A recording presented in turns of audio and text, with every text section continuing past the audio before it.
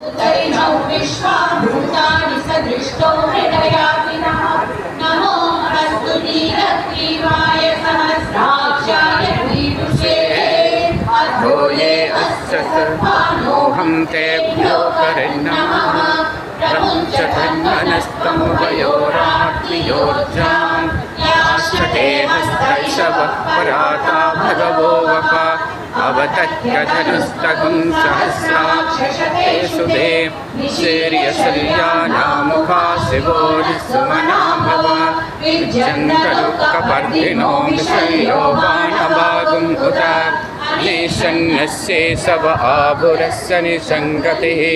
याते हेतुर्मे दुष्टमहस्ते बभूव ते धनुः तयास्मान् विश्वतस्तमयक्ष्मयां परिम्भुज नमस्ते अस्मदायानाथताय विष्णवे